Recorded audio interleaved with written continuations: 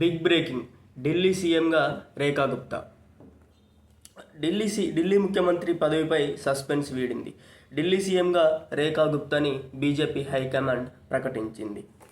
ఇటీవల జరిగిన ఎన్నికల్లో బీజేపీ 48 సీట్లు గెలుచుకొని అధికారాన్ని చేజిక్కుంది. ఢిల్లీ సీఎంగా రేఖా గుప్తాని బీజేపీ హైకమాండ్ ప్రకటించింది. ఈమె ఢిల్లీ 4వ మహిళా సీఎంగా రికార్డులోకి ఎక్కారు. ఇంతకుముందు సుష్మా స్వరాజ్ బీజేపీ, షీలా దీక్షిత్ కాంగ్రెస్, అతీషి ఆప్ సీఎంలుగా పనిచేశారు. ఢిల్లీ మహిళా 4వ సీఎం రేఖా గుప్తా అనూహ్యంగా సీఎం రేసులోకి వచ్చారు. పర్వేష్ శర్మ, విజేందర్ గుప్తా, సతీష్ ఉపాధ్యాయ వంటి అగ్రనాయకులను కాదని బీజేపీ హైకమాండ్ ఈమెకు ఢిల్లీ పీఠాన్ని అప్పజెప్పింది.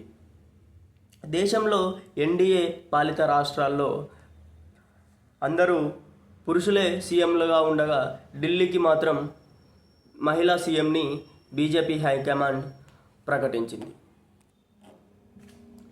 వ్యూహంలో భాగంగానే ఢిల్లీ సీఎంగా మహిళను ప్రకటించినట్టు తెలుస్తోంది. అలాగే రేఖా గుప్తా గురించి మనం తెలుసుకుందాం. ఈవిడ బినోయ్ సామాజిక వర్గానికి చెందినవారు. రేఖా గుప్తా విద్యార్థి దశ నుంచే రాజకీయాల్లో మెరుగ్గా ఉన్నారు.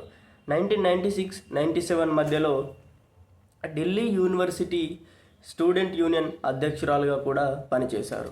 అలాగే సౌత్ ఢిల్లీ మేయర్గాను బాధ్యతలు నిర్వర్తించారు.